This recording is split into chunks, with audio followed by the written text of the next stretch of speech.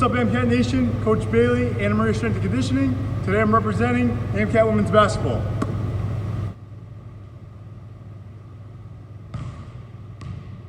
So today's video is on plyometric exercises. Plyometrics are high-intensity exercises that require jumping or hopping. These exercises can help to improve speed, strength, endurance, and power. These exercises will get your heart rate going, so let's get started. What's up, Amcats? So because plyometrics are such a high-intensity exercise, it's important to warm up with lower-intensity exercise, as shown above. Our number one concern prior to performing plyometric exercise should be our health and safety of our body. Warming up properly ensures our body that it can take the demand that it's about to receive. Performing any of these warm-ups, as shown above, can help prime your muscles prior to competition or practice, much like jumping rope.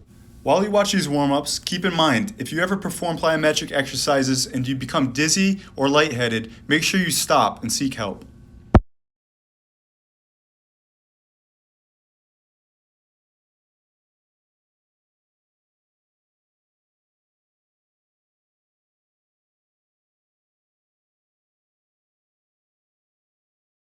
As we progress our plyometric warm-up, you can tell that I began to move dynamically.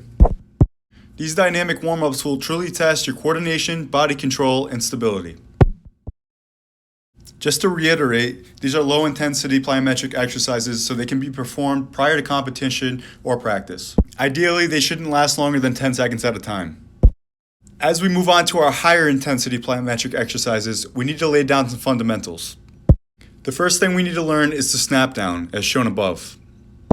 To efficiently propel our body into one direction, we need to effectively move our body into the opposite direction prior to movement. As this video demonstrates, we snap our arms down by our sides and then up towards the sky, propelling our body into the direction that we want. At the bottom of our split squat jump movement, we make sure our knees reach 90 degrees. This ensures that we do not put extra stress on our hip flexor nor our front knee. Same rules apply to the exercise shown above. Take into account the arm action as well as the lower body action. Simultaneous movement of the arms and legs to simulate running position.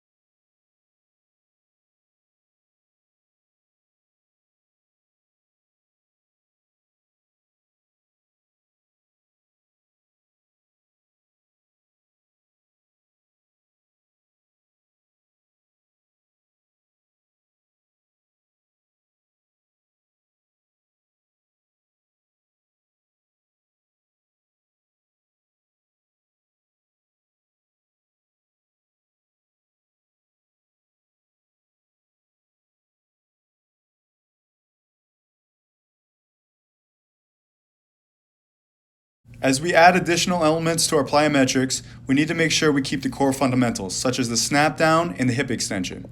You'll notice that there's a snap down prior to takeoff, as well as an additional snap down on the descent and landing. This acts as a shock absorber for our body and ensures the safety of our knees, hips, and ankles upon landing. Here you'll notice that we step about a foot away from the box and then follow the same mechanics. Snap down, take off, snap down again. During landing, we make sure that we land in a strong, stable position. Never land in a full deep squat position, ensuring the safety of our knees. Hips always stay above the knees upon landing with bent knees, bent ankles, and bent hips.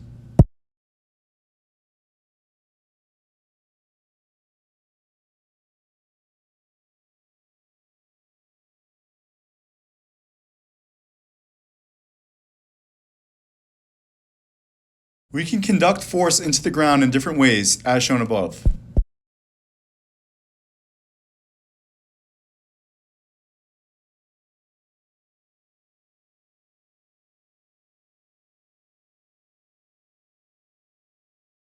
Depth drop is an important plyometric exercise to reinforce landing mechanics.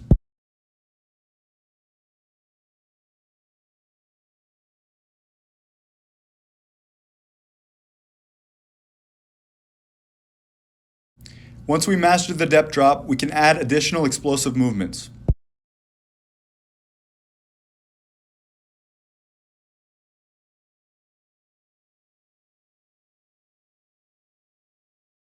Above shows a bilateral landing transitioning into unilateral landing.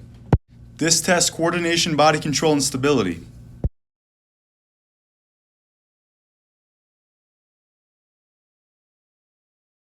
The less time that we spend on the ground, the more explosive the movement becomes. Limit the ground contact time for a more explosive jump. It's important to find a bench or a box that is at the correct and safe height.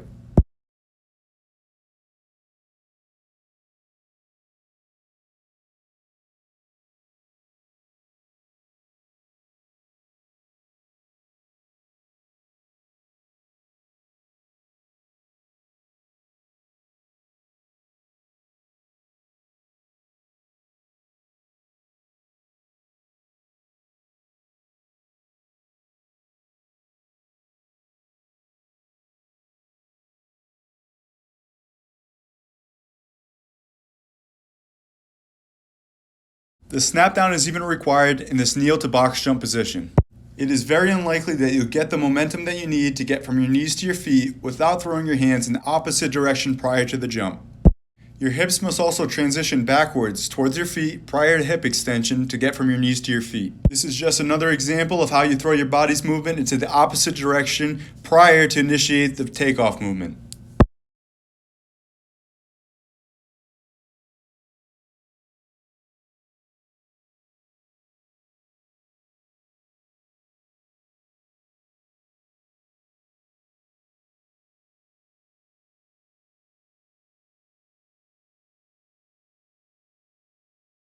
Above shows the ground force reactionary concept as we transition from the depth drop to the 90-degree rotational box jump.